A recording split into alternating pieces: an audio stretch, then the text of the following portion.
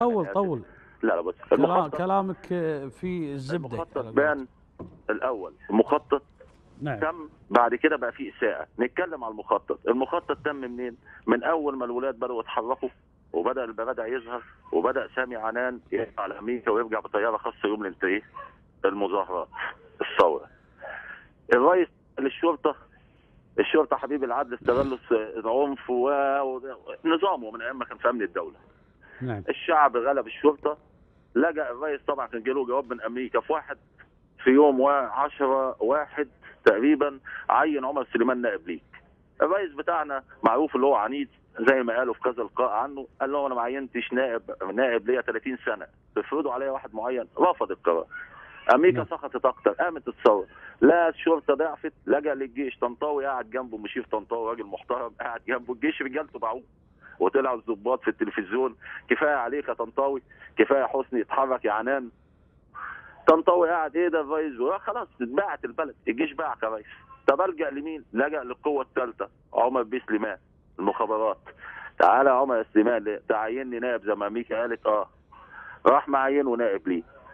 بدأ يلم الصيع كلها بعد 4 ساعات اللي عمرنا ما شفناهم بعينينا في مصر، كانهم من ايام الجاهليه، من ايام ابو لهب نايمين صحوا على الثوره. اشكال عمرنا ما شفناها، كان الناس تشوفهم في التلفزيون تخاف من شكلهم وما شايفينهم على الشاشه. لم الناس ديت وخلص على كده. قال له اتنازل عن الحكم. امريكا عايزاه يتنازل عمر سليمان، اتنازل عمر سليمان. كان الرئيس فاق بقى من الصدمه، هو كان الصدمه دي متوهاه. فاق قال لك لا انا هتنازل للمجلس الاعلى للقوات المسلحه. ليه؟ لان الرئيس على قد ما هو كان يعني الصدمه كده تعباء، فاق. هو القائد الاعلى للمجلس الاعلى للقوات المسلحه. كل قيادات الجيش خافت وكل الاستراتيجيين في مصر اللي يقولوا هو اللي قاعد في الحكم، يعني نعم. بيضحك على الشعب. فخافوا، قالوا يبقى حسني مبارك راجع تاني الرئيس، هيحط الجيش مؤقتا يظبط الدوله يروح راجع تاني. عمر سليمان كان بيرجو اللي هو ياخد الكرسي يتنازل عن الحكم. نعم. خلاص الانتقاليه، انتخابات بقى يتم التلاعب فيها عن طريق بقى اي جهه قضائيه، نيابه، هيئه قضايا دوله، من غير الناس دي، ويخلص ويقعد رئيس دوله. الرئيس فاق له في الاخر، فطل له، كان بدا يفوق من الضربه. راح نقلها للمجلس الاعلى للقوات المسلحه. المجلس الاعلى للقوات المسلحه راح بايعه. دي بقى الفتره الثانيه، بداوا يجيبوا الناس تتكلم عليه في التلفزيون. القيادات ده ما كانش اصلا بيحكم، اللي كان بيحكم فلان يا اخي كان اللي بيحكم فلان وفلان، بس كانت البلد ماشيه. كان على الاقل بتروح بس الجمهوريه عايز تقابل حد بتلاقي حد يقابلك. انت دلوقتي بتروح بس الجمهوريه مين هيقابلك؟ دلوقتي اللي يعتبر رئيس الجمهوريه عندنا معالي الدكتور المستشار عبد المجيد بيه محمود، يعتبر النائب العام، ده رئيس الجمهوريه، هو عصام شرف. ده امبارح قال قدامك احمد الصادق اللي اتصل، قال 5 شباب من 25 سنه تاسيسا بيديروا حكم مصر. طيب وعبد المجيد بيه بيحاكم مصر. يعني كل واحد عايز يحاكم واحد، خد عبد المجيد هاتوا شكوى احبسوه. انت حبست كام واحد لغايه دلوقتي؟ وانا بقولها لك على الهوا، كم واحد انت كمستشار استاذ وائل ما تشوف هذا تعسف؟ يعني الحبس هذا اللي قاعد نشوفه ما تشوفه تعسف باستخدام القانون؟ يا باشا انا بقول لك دلوقتي، انا مصلحتي، انا راجل ماسك شركه، صاحب شركه، مدير عندي بيصفي حسابات مع ناس تحتيه، بيجي بيقول لي دول بيسرقوك. انا مش فاضي اشوف انا بتسرق ولا اعمل جاب. ده قال لي انت مسروق الشركه بتاعتك، هاتهم اتفنشوا مشيتهم. هو ده اللي بيتم دلوقتي. كل واحد قلب على واحد في مصر بيبعدوا الرؤيه عن حسني مبارك، عمالين نحبس لكم في الوزراء والمستثمرين والقياديين وخليكم بعيد دلوقتي عشان الناس تنسى الرئيس. الرئيس قاعد ما فيش حد بيفكر فيه. يسقفوا. حبسنا احمد عز، ابن راجل متكلبش.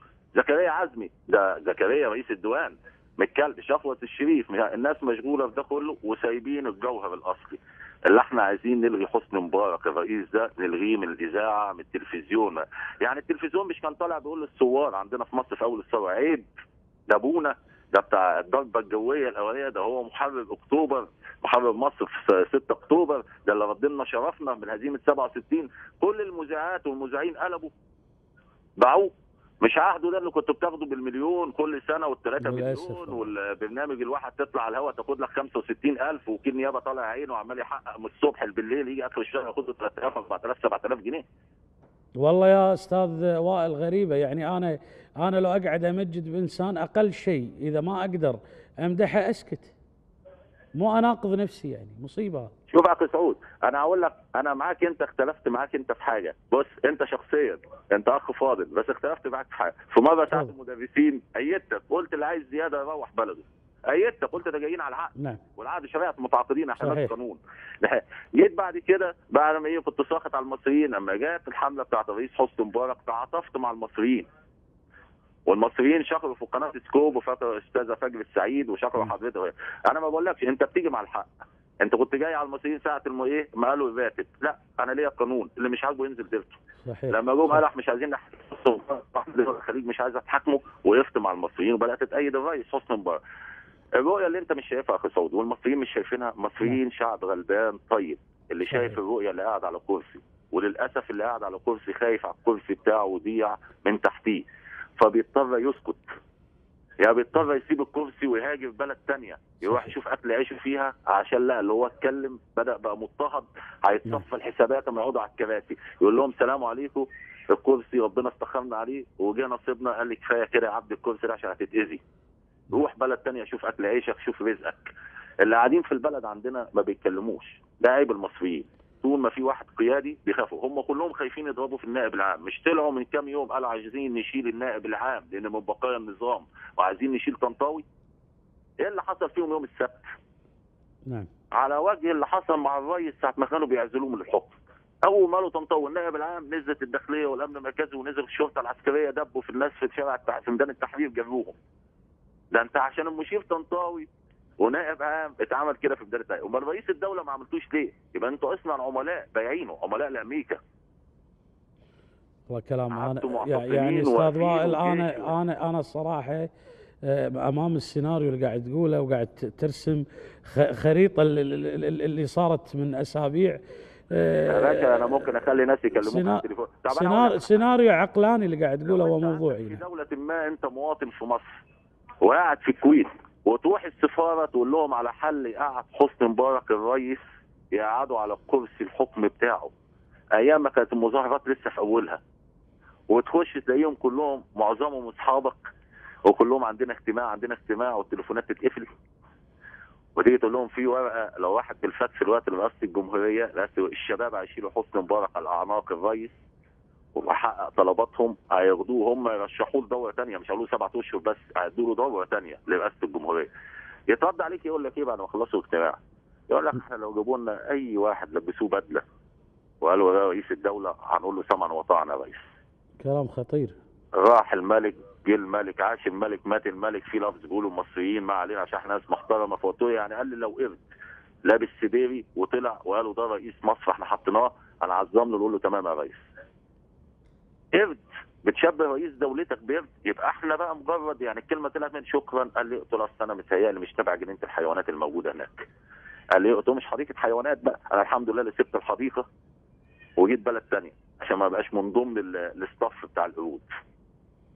واحد بتقول له رئيسك يقعد ومعينه في الخارجيه ومقعده في منصب وهو اللي حالف اليمين قدامه ومزكي على ورقه، وجاي في الاخر بتقول له ده الراجل قاعد على كرسيه في حوالي 30 طلب، لو اتنفذ منهم بس 5 للشباب، الشباب هيشيلوه على الاعناق ويرجعوه لرئاسه الجمهوريه، ينزل ميدان التحرير يقف اسد زي ما كان ويرجعوه تاني. يقول لك لو جابوا قرد، بس احنا عايزين واحد نعظم له خلاص وقاعدين في مناصبنا. احنا كاتبين القرارات هنا حضرتك الورقه ومكتوب عليها التاريخ وفي ناس تشهد على كده من يوم 25 او 27 واحد. احمد بيه شفيق راجل صارم ومحترم وكنا نتمنى له يقعد رئيس جمهوريه، مش اللي جه الجديد. بس مشكلته ايه؟ اللي ما خدش قرار في الاخر اتحسبت عليه اللي هو عميل والرئيس بيديره من شرم الشيخ. يعني قانون البطاله اللي طلع في مصر طلع شهر كام؟ مش شهر 2 بعد الثوره؟ كنا احنا من 27 واحد. الشقق الاراضي للشباب الصحراء ادوها لهم. عاملين فيهم ليه كده؟ الشعب جعان مش شايف، ماشي هو مش شايف او سوري في اللفظ مع احترامي دي كان بيتجاهل، دي حاجه ترجع له بقى، ربنا اللي بيصفي الحسابات. بس هو اللي نقدر نقوله اللي احنا كرجال قانون في سند للرئيس كبير قوي اللي يخلص وكل الزوبعه دي تنتهي. الرجل كان رئيس دوله، خريج الكليه الحربيه، كان طيار محارب، فكل ده بيتقال ان هو يكفى ما واجهه من عناء الايه؟ وضع الحراسه عليه القوات والتحقيقات، ومن بهدله ليه من ما راه من معاناه التحقيقات والضبط وفرض الحراسه عليه. ونظرا لأنه كان من قيادات خريج الكلية الحربية وضابط وتوصل في السلك العسكري إلى الدرجة الآتية، وكان رئيس القوات المسلحة ابن حرب أكتوبر، وكان من أبطالها، وأصبح نائب رئيس الدولة، ثم أصبح رئيس جمهورية مصر 30 سنة، ويكفي ما فقده من مركزه الاجتماعي والثقافي والعلمي. لذلك ترى النيابة العامة حفظ التحقيقات وخلصت على كده، وعمل امر بقبل لا وجه فيها، ونسقف الشعب المصري للنائب العام لو عمل كده. لكن لو الشعب بقى النائب العام ما عملش، عايزين ياخدوا حق حسني مبارك رئيس الجمهوريه. انا لغايه دلوقتي بقول عليه رئيس الجمهوريه، ما بقولش المخلوع على الاصبح. والله رئيس حتى الجمهوريه والله حتى انا على لساني دائما الرئيس حسني مبارك. يعني عندهم الرقابه الاداريه يطلعوا يجيبوا ملفات الناس دي، عندهم عبد العاطي بيه في هيئه قضايا الدوله مستشار، يجيبوا مستند بتاع قريبه اللي اتقتل، قريب عم يجيبوا اتحفظت، يجيبوا الشرقاويه من اين لك هذا عن كذب المشروع، هلاقوا رجله جات. هو يلم المواضيع ويقفل وكده، لان انت قدامك اخ سعود احنا عايشين، ويمكن انت عندك تليفوني اكيد. يحصل اللي يحصل انا ما بقلقش، انا راجل صعيدي وبقول الحق وحالف اليمين من ايام الشغل بتاعي. يعني اقول لحضرتك حاجه، هتدور الايام وهتلاقي كل المحبوسين دول هيقعد منهم 5 والباقي كله هيطلع. فاللي في دماغك عايز تعمله انت عشان تفدي 2 مستثمرين حبسهم حسني مبارك الرئيس، تروح واخد منهم الشنط ويتوزع الرشاوي وتروح قاعد الرئيس مبهدله. يا اخي كفايه حصيته على عياله اللي انت حبستهم. طب علاء ايه وظيفته؟ اللي بتقول لي متهم قتل ناس في ميدان التحرير. علاء مبارك قتل ناس؟ طب نقول جمال ماشي اصدقك، خليني معاكم للكذبه اللي طلعوها الثوار، خلونا معاكم للكذبه اللي هم اللي تسببوا في قتل الولاد الشهداء، الله يرحمهم الشهداء. علاء معروف اللي هو رجل اعمال، علاء مبارك معروف اللي هو رجل اعمال من اوائل التسعينات. ايه علاقته بالحكم؟ انتوا كنتوا بتقولوا اللي عايز يعين جمال ابنه يمسك رئيس الدوله، طب ايه دخل جمال علاء معاه؟ نعم. يعني انتوا عايزين تصفوا العيله كلها.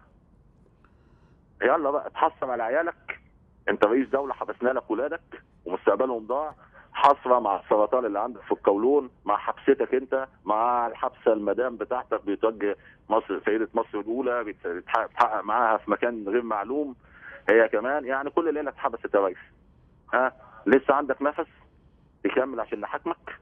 كفايه يا اخي ناس، كفايه اهانه للشعوب كلها بتتفرج علينا في التلفزيونات وشايفين القرارات نازله حسني مبارك وعيال الرئيس حسني مبارك. ايه ده؟ ده لو واحد عندنا وزير مش هتعمل ده، لو وزراء طلع اسمائهم يوم واحد واختفت اتحبسوا وخلاص. احنا كل يوم نسمع قرار. انا وضحت لك السؤال.